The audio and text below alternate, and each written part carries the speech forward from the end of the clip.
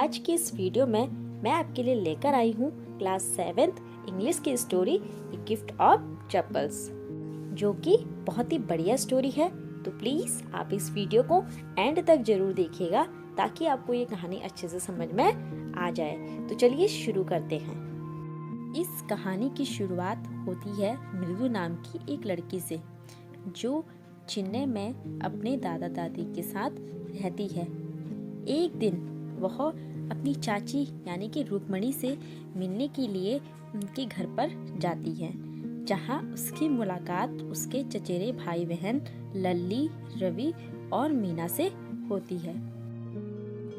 जैसे ही मृदु अपनी चाची रुक्मणी के यहाँ पहुँचती है, उसके भाई बहन और पूरे परिवार वाले उसे देखकर बहुत ज़्यादा खुश हो जाते हैं।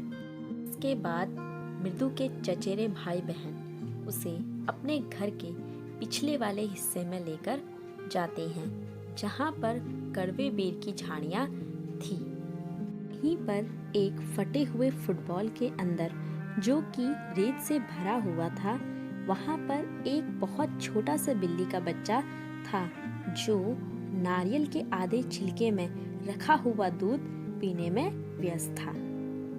इसके बाद मीना मृदु को बताती है कि उसने आज सुबह ही गेट के बाहर इस बिल्ली को देखा था, जो बार बार म्याऊं म्याऊं की आवाजें निकाल रही थी। फिर मीना बोलती है कि हमने इस बात को छुपा के रखनी है कि हमारे पास एक बिल्ली है, क्योंकि अगर ये बात दादी को पता चल जाएगी तो दादी तुरंत घर से बाहर निकल जाएंगी। इस बात पर रवि को बहुत दुख होता है और वह कहता है कि बड़े लोग हमेशा उसे इस बात की सीख देते हैं कि उन्हें जानवरों के प्रति दयालु होना चाहिए, लेकिन अगर वे ऐसा करते हैं तो बड़े लोग उन पर चिल्लाते हैं और बिल्ली को एक गंदा जानवर मानते हैं। फिर रवि उनको बताता है कि शायद उसकी दादी को उस पर शक हो गया था, क्योंकि जब एक बार वह रसोई घर से दूध लेकर जा रहा था, तब उसी समय उसकी दादी उसको देख लेती है और अपनी दादी को विश्वास दिलाने के लिए वह उसमें से आधा दूध खुद पी जाता है। फिर रवि मृदु को बताता है कि उन्होंने इस बिल्ली का नाम महेंद्रन रखा है। यह नाम सुनकर मृदु को बहुत अच्छा लगता है, क्योंकि यह नाम उन जानवरों के नामों से बहुत ही ज़्यादा अलग था, जो लोग अक्सर अपने जानवरों का रखते हैं। फिर रवि बताता है कि उसने बिल्ली का पूरा नाम महेंद्र वर्मा पल्लव पुन्नाई रखा है, जिसको उसने शॉर्ट में MP पुन्नाई बोला है। इसके बाद रवि मृदु को बताता है कि उसने इस बिल्ली का नाम कैसे रखा। रवि मृदु को बोलता है कि देखो इस बिल्ली को, ये एक बहुत ही अच्छी नस्ल की बिल्ली है। और क्या तुम्हें पता है कि प्राचीन समय में पल्लव राजाओं का प्रतीक क्या होता था? फिर वह उसे बोलता है कि प्राचीन समय में पल्लव राजाओं का प्रतीक शेर हुआ करता था, और ये बिल्ली बिल्कुल शेर के जैसी ही है। इस बात को सुनते ही मृदु को बहुत हंसी आ जाती है, क्योंकि रवि को अपनी बात बताने के लिए इतिहास के बारे में बताना पड़ा। इसके बाद रवि मृदु को अपनी महाबलीपुरम की यात्रा के बारे में बताता है।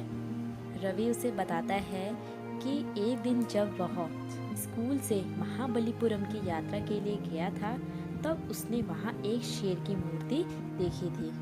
उस मूर्ति को देखते ही रवि को इस बात का यकीन हो गया था कि बिल्ली उन्हीं के पूर्वजों में से ही है। उसके बाद रवि को इस बात पर बहुत गर्व महसूस होता है और वो ये कह देता है कि बिल्ली महाबलीपुरम के ऋषि बिल्ली की ही वंशज है। उसके बाद रवि मृदु को बताता है कि प्राचीन समय में मिस्र में बिल्ली की पूजा की जाती थी और उसका मानना था कि बिल्ली की देवी बास्टेट की ही वंशज है। जैसे ही रवि मृदु को बिल्ली के बारे में बता रहा था, उसी समय रवि को खिड़की से एक अजीब सी आवाज सुनाई दी। इस आवाज को सुनते ही मृदु बहुत डर गई और महेंद्रन भी डर के मारे उछलकर एक ट्रे में गिर गया, जिसमें लाल मिर्च सुखाने के लिए रखी हुई थी। लेकिन ये आवाज थी क्रीक की, जिसे सुनकर सभी लोग डर गए थे। इसके बाद मृदु रवि से पूछती है कि ये क्या है। इसके बाद रवि मृदु को बोलता है कि लल्ली वायलिन बजाना सीख रही है, तो शायद ये आवाज़ उसी के कमरे से आ रही है। इसके बाद अब हम सेकंड पार्ट में देखेंगे कि क्या होता है। जैसे ही रवि मृदु को बताता है कि लल्ली वायलिन बजाना सीख रही है, तो मृदु खिड़की से झांक कर देखती है कि लल्ली क्या कर रही है। तभी वह देखती है कि लल्ली ने वायलिन को बहुत अजीब तरीके से पकड़ा हुआ है, और वह देखती है कि लल्ली अपने शिक्षक से बहुत दूरी में बैठी हुई है और साथ ही साथ उसकी पीठ खिड़की की तरफ को है। के बाद मृदु की नज़र लल्ली के शिक्षक पे जाती है, तो वो देखती है कि शिक्षक के सिर में बहुत थोड़े ही बाल हैं जो कानों तक लंबे हैं और उनमें तेल लगा हुआ है। फिर वह देखती है कि शिक्षक के गले में एक सोने की माला है और उन्होंने हाथ की उंगली में एक अंगूठी भी पहनी हुई है और उनका एक पाँव का अंगूठा बड़ा है, और वह वायलिन सिखाते समय बार बार अपने पैरों को जमीन पर पटक भी रहे थे। फिर वह देखती है कि लल्ली के शिक्षक बहुत आसानी से धुन बजा रहे हैं, लेकिन लल्ली को इसे सीखने में बहुत परेशानी हो रही थी। तो देखती है कि शिक्षक बहुत सही तरीके से और मधुरता के साथ धुन बजा रहे थे, लेकिन लल्ली को बार बार धुन को बजाने में बहुत दिक्कतें आ रही थी और वो सही तरीके से नहीं बजा पा रही थी। बच्चे ये सारी हरकतें खिड़की से झांक कर देख रहे होते हैं। इसी बीच रवि की माँ उसे जोर से आवाज़ लगाती है और उससे कहती है कि कोई भिखारी आया है, उसे भगाने के लिए जल्दी से यहाँ आ जाओ, क्योंकि वह बहुत परेशान हो चुकी थी कि हर सप्ताह भिखारी उनके यहाँ कुछ न कुछ मांगने के लिए आ जाता है, और अब वो नहीं चाहती थी कि भिखारी उनके घर पर दोबारा आए।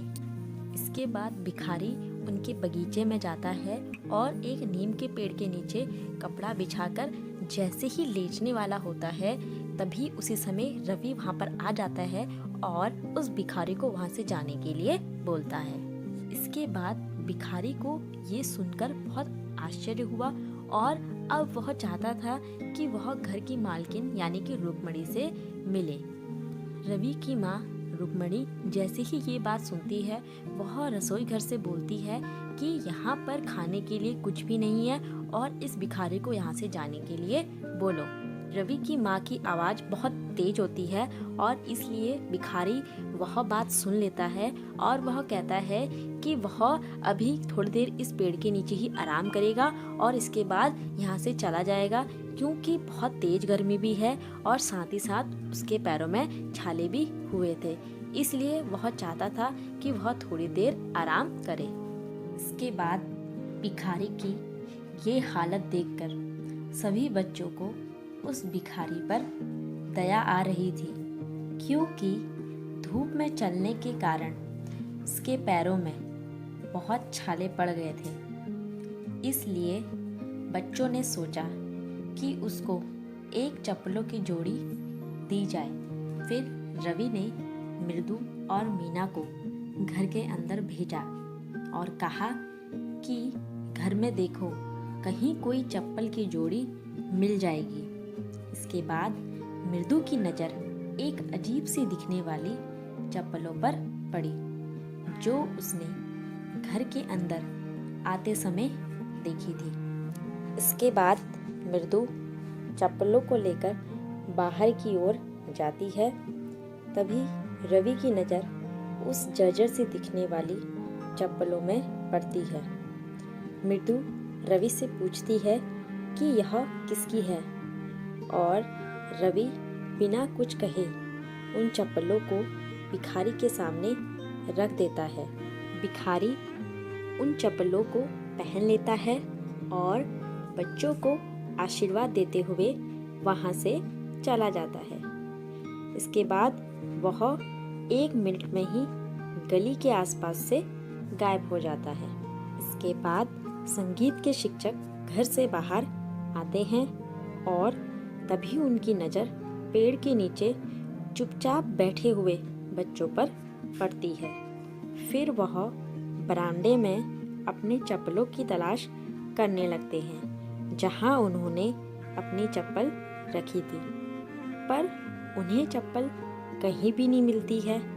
इसलिए वो लल्ली को बुलाते हैं। फिर सभी बच्चे मिलकर उनकी चप्पलों को खोजने में लग जाते हैं। सभी जगह तलाश करने के बावजूद संगीत शिक्षक के चप्पल कहीं भी नहीं मिलते हैं। फिर लल्ली रुक्मणी के पास जाती है और उसे बताती है कि संगीत शिक्षक के चप्पल कहीं भी नहीं मिल रहे हैं। इस पर रुक्मणी सभी से पूछती है कि क्या उन्होंने यहाँ से किसी को चप्पल ले जाते हुए देखा है, पर किसी के जवाब ना देने पर रुक्मणी बहुत नाराज हो जाती है और मृदु उसकी नाराजगी को देखते हुए बहुत डर जाती है और रोते हुए उसे बताती है कि उन्होंने संगीत शिक्षक की चप्पल उस भिखारी को दे दी है। इसके बाद रुक्मणी घर के अंदर से गोपू मामा की नई जोड़ी चप्पल लाती है और संगीत शिक्षक को दे देती है और उनसे माफ़ी मांगते हुए कहती है कि मेरा बेटा बहुत नटखट है। संगीत शिक्षक चप्पलों को पहन लेता है और ऐसा दिखाने की कोशिश करता है जैसे वो खुश नहीं है और कहता है कि आजकल के बच्चों में बड़ों के लिए कोई भी सम्मान नहीं है, क्या करे। इसके बाद संगीत शिक्षक वहाँ से चले जाते हैं और रुक्मणी बच्चों को घर के अंदर लेकर जाती है और उन्हें नाश्ता करने के लिए कहती है। फिर रुक्मणी मनी मन भगवान को धन्यवाद देती है कि गोपू मामा चप्पल पहनकर दफ्तर नहीं जाते हैं, लेकिन अब उसे इस बात की चिंता भी है कि गोपू मामा जब दफ्तर से लौटकर आएंगे तो उन्हें उन चप्पलों की जरूरत पड़ेगी। इसलिए रुक्मणी यह फैसला करती है कि वह सारा आरोप अपने ऊपर ले लेगी। तो हमारी कहानी यहीं पर समाप्त होती है। हमें इस कहानी से ये प्रेरणा मिलती है कि हमें हमेशा दूसरों की मदद करनी चाहिए। जिस प्रकार इस कहानी में सभी बच्चों ने मिलकर उस भिखारी को एक जोड़ी चप्पल उपहार के रूप में दी थी और उसकी मदद की थी, इसी प्रकार हमें भी जरूरतमंदों की हमेशा मदद करनी चाहिए। तो मैं आशा करती हूँ कि आपको ये कहानी पसंद आई होगी। आप इसी तरह से मेरे चैनल के साथ जुड़े रहिए और साथ ही साथ अगर आपको ये वीडियो पसंद आई है तो एक लाइक ज़रूर कीजिएगा। आज के लिए बस इतना ही, धन्यवाद।